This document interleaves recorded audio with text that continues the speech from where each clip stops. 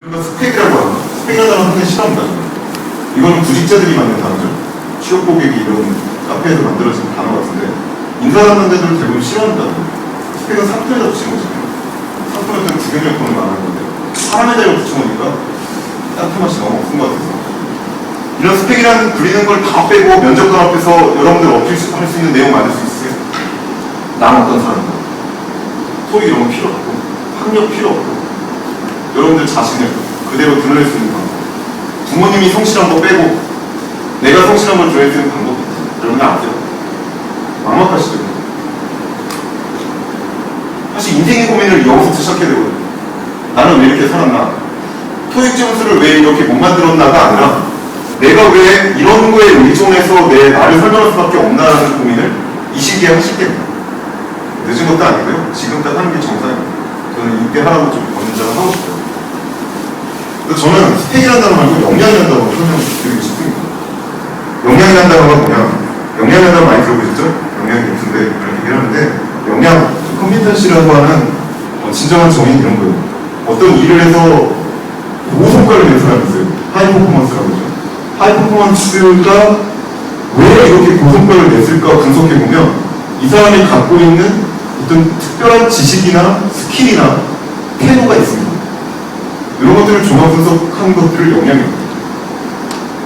여러분들은 하이 퍼포먼스가 누군지 한번 생각해 본 적 있으세요? 여러분들 마음속에 진정한 고성과자가 누구였나 아시는 분 있으세요? 스티브 잡스. 스티브 잡스가 왜 성공했을까? 지식, 스킬, 태도 세 가지 측면에서 고민해 본 적이 있습니다. 내가 스티브 잡스 같은 사람이 될 수 있을까? 라는 질문을 스티브 잡스의 역량에 맞춰 나를 비교해 본 적이 있어요. 스펙만 맞췄죠. 스탠포드 대학을 준비했다. 나도 준비해야 될까? 이런 식으로 스펙만 맞추는 것이 아닙니까? 저는 역량이라는 단어로 좀 전환하시라는 말씀을 좀 드리고 싶어요. 이런 거죠. 내가 어떤 회사에 들어가서 일을 한다. 그 회사에 요구하는 스펙이 뭘까를 고민하지 마시고 그 회사에서 내가 무슨 일을 할 수 있을까? 그 회사에서 하는 일이 뭘까? 가령 삼성전자의 영업팀, 영업맨이 하는 일이 도대체 뭘까? 그러면 그 사람이 갖고 있는 역량이 무엇이고 내가 그 역량을 그 회사에서 발휘할 수 있을까? 이런 질문을 먼저 던지는 게 더 먼저 우선순위라고 저는 생각합니다. 지금 이런 겁니다. 여러분 10년 후에는 어떻게 될 거예요? 내년에 입사한다고 생각해 보시면 10년 후에는 어떤 모습 됩니까? 10년 후에는 대략 30대 후반이나 그래서 네 가지로 한번 정리해봤습니다. 네 가지. 이런 얘기를 좀 해드리고 싶어요. 일단 첫 번째로 가장 중요한 건 내가 정말 하고 싶은 게 무엇인지 확인하는 겁니다.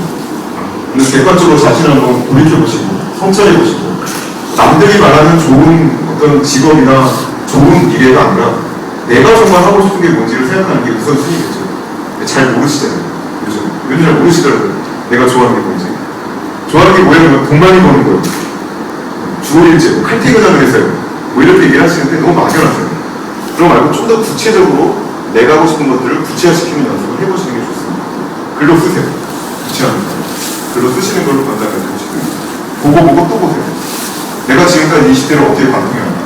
앞으로 30대는 어떻게 설계해서 어떻게 살아갈 것인가? 그럼 정말 재미없는 회사 들어가서 재미없게 살 것인가? 재미있게 살 것인가? 이런 방향을 결정한 시기입니다. 두 번째는 회사에서 무엇을 할 것인지 구체화하라는 말을 해드리고 싶은데 사례 들면 이런 겁니다. 아까도 왜냐하면 대표계열이 지금 삼성이니까 삼성으로 계속 말씀을 주시면 삼성이나 유진이나 뭐 어떤 회사는 상관없겠습니다만 모두 다 대부분 쉽게 아는 건 영업이잖아요. 삼성에서 영업을 한다 라고 한다면 거기서 실제로 무슨 일을 하는지 조사를 해보시라고. 어떻게 조사하는데? 삼성에 전화하세요. 전화해볼 적 있어요? 내가 가고 싶은 회사. 요즘 가고 싶은 회사 어때요? 삼성, LG 뭐 이런 데는 다 좋아하실 거고. 요즘은 공공기관인가요? 사기업이라고 한다면 뭐 여러 개 있겠죠. 코스코 뭐 이런 데 좋은 회사도 있을 거고. 요즘 현대카드도 인기가 많고. 연봉 많이 주는 증권계통, 금융계통도 선호하실 거고. 가서 뭐 하시는지 알아보신 적 없잖아요. 연봉 많이 주니까 거기 가야지라는 생각을 해보셨죠. 전화해보세요, 회사에.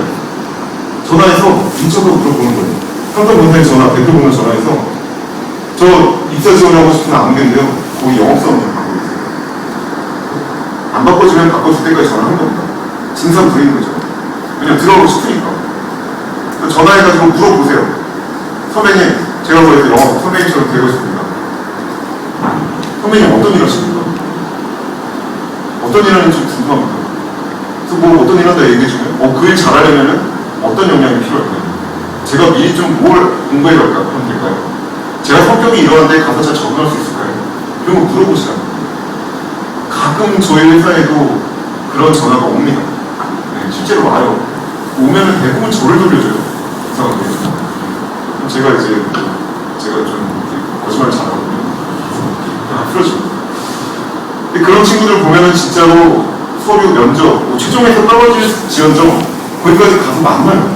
실제로. 그 정도 열정이라면은 어떤 회사든 다 뽑아줘요. 근데 여러분들 가만히 앉아서 그 취업 카페 이런 데 가가지고 구직자들 모여서 정보 나누는 거잖아요. 거기에 무슨 구인자들이 모여서 정보 주나요? 다 똑같은 여러분 같은 사람들이 모여서 야 거기는 그랬대, 여긴 이렇대. 어서 주소들은 품어 가지고 정보를 만들어내는 겁니다. 잘못된 정보들이 너무 많이 들어요. 제가 볼 때는. 그런 정보 말고 여러분들만의 진짜 정보, 참 정보를 얻어내셔야 돼요. 그런 거는 직접 문을 두드리셔야 돼요. 오늘 집에 가서 오늘은 좀 이제 퇴근을 할 테니까 내일 당장 삼성에 전화를 하세요. 이러면 그 삼성 사람들이 뭐라 할지 모르겠지만 LG에도 전화하시고요. 여러 가지 가고 싶은 회사들에 전화를 막 돌려보시고 정 안 되면 거기 본사 전문 가서 나오는 사람 붙잡고 말도 걸어보시고 거기 가서 구내식당 가서 밥도 한번 쭉 먹어보고 공장도 한번 가보고 삼성 기업 공장 있잖아요. 그런 데 가서 물론 출입 못 하실 겁니다. 주변이라도 한 바퀴 돌아보시고 그 정도도 안 보시고 내가 가고 싶은 회사를 갈 수 있다는 거는 너무 가만히 앉아서 탁상 먹는 거 아닙니까? 이런 얘기를 해드리고 싶습니다. 그래서 바로 이걸 생각하는 거죠. 여러분들 조건을 너무 끼워 맞출 생각하지 마시고 여러분들 지금 당장 영국 간다고 해갖고 당장 입사해가지고 해외 바이오 만나서 수준 따오고 이럴 수 있어요? 당장 바로 해외에 파견돼가지고 거기서 활약할 수 있는 이런 영어 실력 당장 몇 달 안에 만들 수 있어요? 어차피 없잖아요. 안 되고 너무 고민해서 마세요. 차라리 내가 입사해갖고 안 되면 되게 한다는 태도만 갖자. 이런 식의 좀 역량에 대한 선을 그을 필요도 있습니다. 역량이 제가 아까 지식, 스킬, 태도로 나눠진다고 했는데 일단 가래사를 정하고 내가 하고 싶은 일을 정했다면 내가 가서 어떤 면을 가져야 좋을까를 생각을 해보시는 겁니다. 그래야 여러분들이 자소서를 어떻게 쓸지 면접관 앞에서 어떻게 말할지의 전략이 나오는 거죠. 평범한 얘기하면 이제 안 되잖아요. 제가 맨날 이력서 이제 매년 물질 때마다 검토하는데 여러분들 이력서 다 똑같아요. 거의 다른 거 없어요. 내가 학력이 안 돼서 토익이 쟤보다 10점 모자라서 안 될 것 같죠? 충만이 없습니다. 여러분들 이력서는 제가 볼 때 다 똑같습니다. 대졸이잖아요. 다 똑같죠. 사진 멀쩡하잖아요. 다 똑같죠. 사진 붙였으니까 얼굴은 흉한 데 없잖아요. 다 그렇죠. 그리고 왜 이렇게 또 부모님도 성실해요? 그리고 자소서도 무슨 국가에서 무슨 포맷을 만들어 본 것 같아요. 헤드카피 쓰고 말 쓰고 이런 거. 다 똑같습니다. 눈에도 안 들어가요. 그러니까 다른 방향으로 좀 전략적으로 접근하실 필요가 있다는 거죠. 영업을 하고 싶다. 영업에 필요한 역량, 지식, 스킬 있어야 되잖아요. 당장 그거 준비해서 갈 수 있어요? 그거 갖춰진 사람이 신입사원입니까? 그런 사람들은 핵심인재죠. 그런 사람이 존재하면 기업이 먼저 나서서 여러분을 스카우트합니다. 지식 스킬 어차피 안 돼요. 그건 아주 기초적인 것만 갖고 있으면 돼요. 그러니까 대학에서 다 정상적으로 졸업하면 지식 스킬 어느 정도 갖추었다고 생각을 합니다. 중요한 건 하나 남은 건 뭐예요? 태도잖아요. 그렇죠? 태도는 누가 만들어줄 수 있는 게 아니에요. 여러분 스스로 만들어내는 거죠. 여러분들이 갖고 있는 가장 중요한 태도 뭐예요? 열정 아니에요, 열정? 열정 빼면 시체 안 돼요, 여러분들. 열정 말고 여러분들 뭐 어떤 태도 갖고 있어요? 인생을 달관한 뭐 그런 태도 갖고 있어요? 없잖아요. 아직 그런 게 아니잖아요. 열정과 도전정신, 이거는 여러분들만이 가질 수 있는 그런 놀라운 태도죠. 따라서 여러분들이 신입사원으로서 구직자로서 가치 있는 유일한 거는 하나밖에 없어요. 여러분들의 무한한 잠재력입니다. 여기 뭐가 될지 여기 있는 분이 딱 들어와서 갑자기 1000억을 땡겨올 수 있는 놀라운 아이디어를 만들어가지고 회사를 뒤집어낼 수도 있는 거예요. 정말 몰라요. 그런 잠재성을 사는 거지. 여러분들한테 공부해와라, 회사에서 공부해와라, 스킬을 쌓아와라 이런 거 아니잖아요. 그렇죠? 거기에 너무 목매지 마십시오. 차라리 그 시간에 그 운동 좀 더 하시고 당당해질 수 있는 연습 하시고 무조건 진심으로 접근하는 거예요. 여러분들 인생이 걸린 문제고 여러분들의 삶의 방식 걸려있는 문제입니다. 근데 여기에다가 어떻게 좀 통감을 하면 되지라는 아니라는 생각을 하지 마세요. 굉장히 아니라는 생각입니다.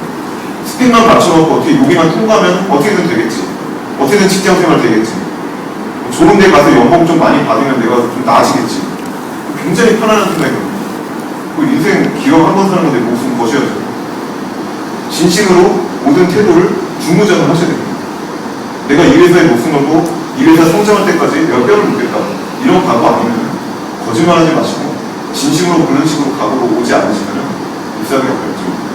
다 티나요. 대충 오세요. 어차피 여러분들 이력서 100군데 쓰실 거잖아요. 면접도 최소한 20군데 보시고 물론 서류 되면 그죠? 서류가 잘 안 돼서 문제죠. 면접 여러 군데 보실 건데 볼 때마다 진짜 하루만이라도 그 회사에 내가 목숨 걸다는 각오로 임하고 딱 들어가셔야 되는 거죠. 그러려면 여러분들이 그 기업을 조사하는 태도, 그 기업을 바라보는 태도, 내가 그 기업의 면접을 가는 태도 이런 게 모두 바뀔 겁니다. 자, 그 다음에 이제 중견기업에 대한 얘기를 좀 해드리죠. 중견기업 공략법. 대기업도 물론 다 생각하시겠죠. 대기업들 공채 시즌이 점점 다가오고 있습니다. 날씨가 이제 더위가 가시고 서늘해진 계절에 오면 공채 바람이 불죠. 캠퍼스 이미 많이 붙어 있더라고요. 인턴 사원 진행하는데.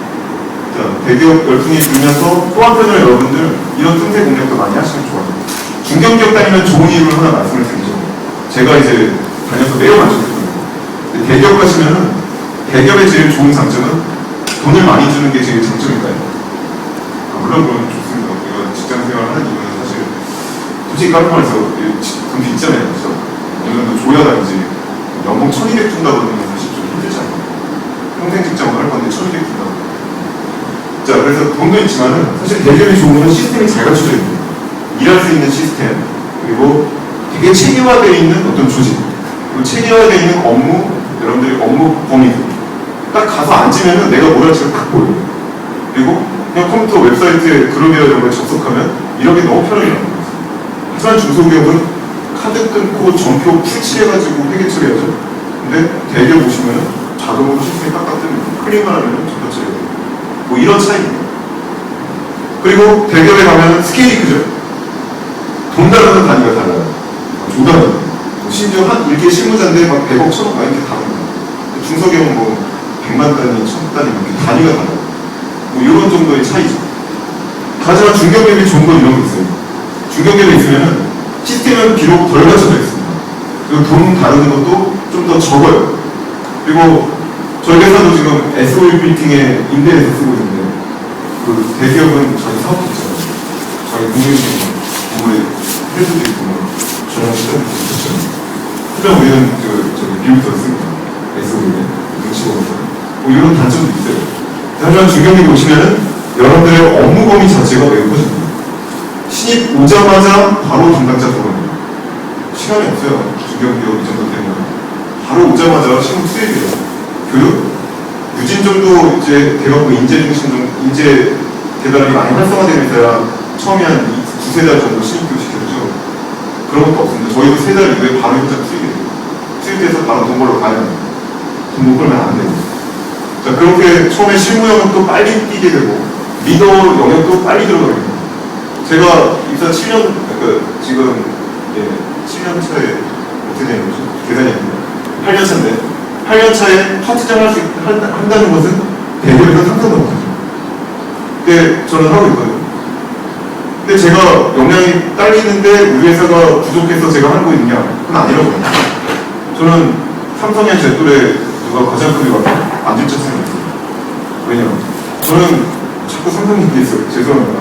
삼성을 무시하는 건 절대 아닌데 좋은 회사라서 내가 사례를 드는 거예요. 그리고 제가 삼성을 이렇게 사례를 든다 해서 뭐 삼성에서 그냥 깜짝 하겠습니다. 하지만 저희 업무 경험이나 업무를 다뤄봤던 그 양을 생각해 본다면 제가 더 많더라는 거죠. 저뿐만 아니라 저희 회사에 다니는 사람 짧은 시간 내에 더 다양한 경험들, 더 다양한 시각들을 갖게 됩니다. 저는 여기 지금 가장 1년 차임에도 불구하고 회사 소개라든가 그룹의 어떤 포트폴리오, 그룹이 나아갈 전략, 저희 회사의 철학을 다 설명해 드릴 수가 있습니다. 근데 대기업에 다니면 이거 힘들겠죠. 한 이번쯤 와야 설명이 가능합니다. 즉, 회사와 성장하는 그 관계구도 매우 밀접합니다. 자, 중견기업에서 여러분들이 성공하는 확률이 더 클까요? 대기업에서 성공하는 확률이 더 클까요? 당연히 중견기업으로 봅니다. 저희 회사에 10년, 20년 전에 입사하셔가지고 고졸로 레밍 공장 입사하셔가지고 맨날 저 작업복 입고 공구리 입고 공장 장비 고장나면 가서 흔들고 내고 보여주시는 분이 있어요. 이러신 분들이 지금 임원하고 있어요. 4조 3천억 원에 중견기업에 임원하시고, 그리고 중견기업 오시면 좋은 게 아무도 일 안 가르쳐줘요. 방침이다. 내가 성과 내야 돼요. 어떻게 됩니까? 욕심만 조금 있다면 내가 미친듯이 공부하기 시작합니다. 제가 면접 때 합격했던 이유 중에 하나가 이거였어요. 그 임원이 저한테 그런 질문 하거든요. 너 경영하는 게 아니야. 모르는데요. 저는 모릅니다. 이렇게 대답해야 되거든요. 그것도 몰라갖고 모르는데요. 왜 이런 식으로 대답했거든요. 영어 할 줄 아냐? 저 고등학교 때로 영어 안 해봤는데요. 이렇게 대답을 했어요, 실제로. 근데 그럼 너 잘하고 뭐냐고, 여기 왜 하냐고 딱 그러더라고요. 그래서 제가 반문을 했습니다. 여기 경영학 이론이 필요합니까? 왜 영어가 필요하세요? 그랬더니 임원이 갑자기 얼굴 빨개지더니 필요할 수도 있겠지라는 대답을 하십니다. 필요할 수도 있을 거야 라고 대답을 하세요. 제가 그랬죠. 필요할 때 되면 제가 공부해서 따라가겠습니다. 제가 딴 건 몰라도요, 책 읽는 건 자신 있어요. 경영학 필요하면 올해 안에 경영 관련된 서적 100권 읽고 제가 따라가고요. 진짜 이런 식으로 대답했어요. 영어 필요한데 밤새도 영어 하면 되죠? 대답했습니다. 그게 이제 잘 보여서 합격을 한 건데, 중견기에 보면요, 욕심만 있으면은 내가 학습할 수 있는 범위 자체가 넓어요. 그리고 학습한 것들을 그대로 업무에 적용할 수 있는 기회가 옵니다. 그러니까 내가 하고 싶은 일들을 어느 순간이 되면 막 추진할 수가 있는 기회가 대기업보다 더 많이 온다는 거죠. 학습을 많이 하시면 대인연령이 올라가죠. 그리고 업무 경험과 범위가 올라가면 거기에 따른 또 직무 경험에서 역량이 올라갑니다. 자신이 성장하죠. 중견기업에서 성장하는 속도가 더 빠를 수 있는 가능성이 있습니다. 이런 말씀을 드리고 싶은 거죠. 자, 그렇다면 이제 중견기업을 공략해야 된다. 중견기업 잘 모르시잖아요. 제가 또 동호환기업이나 유진기업, 뭐 일진정비 이런 회사를 말씀드렸는데 전혀 모르시잖아요. 자, 이런 회사 어떻게 찾아내느냐? 찾아내는 방법이 있습니다. 여러분들 매일경제 같은 신문 보세요? 중앙일보인데 중앙일보 보세요? 신문 보셔야죠. 이제 취업하셔야 되니까. 중앙일보를 매일 보시면 뭐가 있어요? 경제란에? 주식, 주가표 있잖아요. 주식 신덱스. 거기에 뭐 있습니까? 그 리스트가 무슨 리스트예요? 비용 리스트잖아요. 왼쪽은 코스피, 오른쪽은 코스닥. 그렇지 않나요? 주식 관심 없으세요? 요즘 대학생들은 투자도 많이 하시는데 오해 투자 배우는 좀 많이 나가시고, 제가 증권 신입도 많이 나가는데요. 자, 그런 신문들 보시면서 거기 나온 회사들이 그나마 그래도 상장을 했기 때문에 안지를 회사라는 뭐 그런 근거가 될 수 있겠죠. 그 회사에서 내가 아는 회사, 동그라미 치고 모르는 회사 체크해보세요. 또 거기서 공부 시작하세요. 모르는 회사. 모르는 회사 알아보세요. 요즘 네이버, 구글 많잖아요. 검색하시면 다 나오잖아요. 인크루트 이런 사이트가 또 기업정보 다 나옵니다. 기업정보 접근하셔서 정보를 빼보세요. 무슨 정보를 빼야겠어요? 일단 회사가 어디 있는지, 얼마 못다니잖아요. 어디 있는지, 이 회사가 뭘 만드는지, 뭘 만들어서 어떻게 사업을 하는지 잘 몰라도 여러분들 막연하게나마 접근할 수 있어요. 아, 내가 이렇게 만들어서 이렇게 파는구나. 그렇게 알 수 있습니다. 자, 그리고 그 다음에 볼 게 요거죠. 재무제표를 보는 겁니다. 재무제표 공시가 다 나와 있기 때문에 공시를 통해서 재무제표를 볼 수가 있어요. 재무제표 내가 볼 줄 모른다, 읽을 줄 모른다, 서점에 가세요. 30초 안에 재무제표 있는 법이라는 책도 있습니다. 이런 책 한 권만 하세요. 그래서 개념만 잡으십시오. 여러분들 공부를 많이 하시기 때문에 그런 책 읽고 습득하시는 건 굉장히 빠를 거예요. 재무제표 있는 법을 알아갖고 이 회사의 매출 규모가 얼마인지, 자산 규모가 얼마인지, 분기별 영업이익이 얼마인지 이런 것들을 파악해 보십시오. 영업이익이 몇 년 동안 계속 마이너스다. 그러면은 이 회사는 좀 힘들구나. 판단할 수가 되죠? 그죠? 영업이익이 계속 성장하고 있다. 그럼 이거 성장 가능성 있는데 이렇게 막연하게나마 분석하지 않더라도 이 정도로 파악하시는 겁니다. 그리고 구성원이 도대체 몇 명인지, 구성원이 많은 회사일수록 큰 회사겠죠, 그죠? 인원수 다 나옵니다. 직원 수가 어느 정도인지 이 회사의 중요한 전략이 무엇인지 이런 것들도 많이 검토를 좀 해보시면 될 것 같습니다. 제가 진심으로 조언하는 건데 재무 잡고 있는 거를 꼭 연습을 하시기 바랍니다. 제가 이것만 빨리 알았더라고요. 도전 회사에 가서 더 성공했을 수 있어요. 그죠? 아까도 말씀드렸다시피 사람 만나십시오. 여러분 대기업 사람 만나기 어려워요. 그죠? 거기는 고양이 문이 다 통제가 되어 있습니다. 섣불리 들어갈 수도 없고 만나도 잘 만나주지 않습니다. 왜냐면 귀찮거든요. 만나는 사람이 너무 많으니까. 근데 유진경이 전화해보세요. 저 같은 사람한테. 저는 뭐 한번 오시죠? 제가 밥 사드리겠습니다. 이러시더라고요. 반갑거든요. 그러니까 좋은 중견기업이 있다면 정보만 인터넷으로 찾아보지 마시고 직접 가서 만나보세요. 혹은 여러분들 그냥 선배들 있잖아요. 선배들 중에 다니고 있는 회사들을 물어보세요. 형 다니는 회사 좋아요? 할까요? 다 안 되더라고요. 힘들어 죽겠어. 그건 되게 다 대인관계 때문에 안 좋은 거고 그 회사가 안 좋은 거 없어요. 그렇게 물어보십시오. 사람을 직접 만나세요.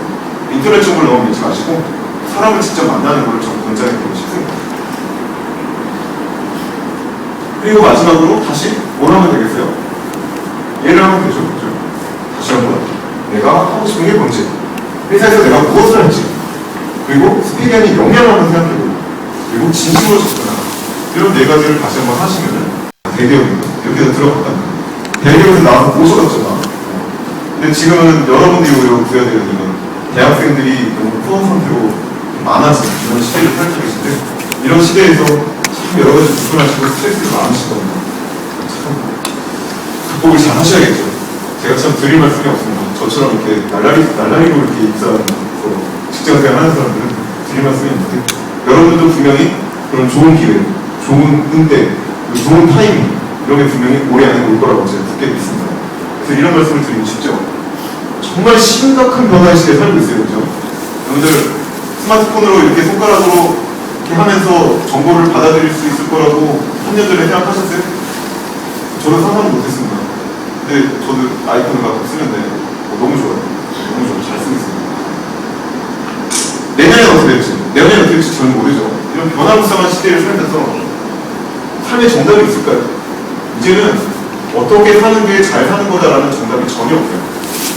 예전에 우리 부모님 세대 때는 뭐 군인 되면 성공하는 거다, 뭐 사법고시 봐서 헬스하면 성공한다는 거, 뭐 이런 여러 가지 그 성공의 루트들이 있었죠.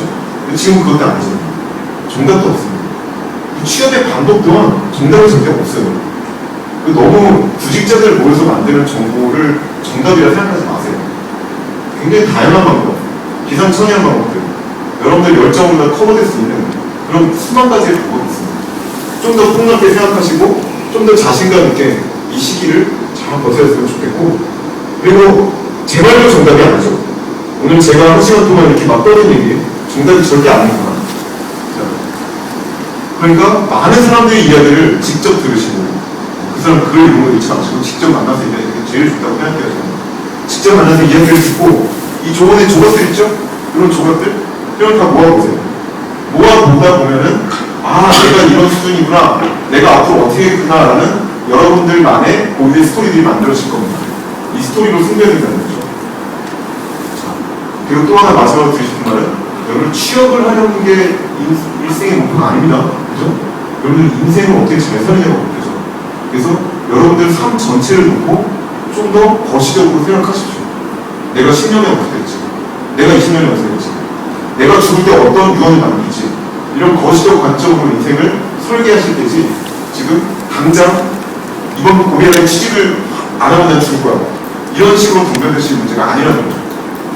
이 얘기 뭐냐면요 정말 진지하게 진심으로 접근하시는 겁니다. 허투루하지 마시는 거예요. 취업 대충 하는 건 허투루한다고 저는 생각해요. 인생 전체를 진심으로 접근하시기를 드리겠습니다. 이런 말을 이런 거 제가 패러디를 했습니다. 김남덕 교수님은 아프니까 청춘이다라는 책을 좀 베스트셀러 드립니다. 김남덕 교수님은 제가 개인적으로 존경하시는 분인데 근데 아프니까 청춘이다 이러니까 좀 무책임하다는 생각이 들어요. 저는 패러디를 했어요. 사실 저도 청춘이라고 생각하는 게 아니에요. 청년이라고 생각하거든요. 아직 이제 30대니까. 전 무모하니까 청춘이라고 생각합니다. 오늘 아직 잘 모르시잖아요. 사회도 잘 모르시고 어떻게 살지 잘 모르시잖아요. 그러니까 무모하게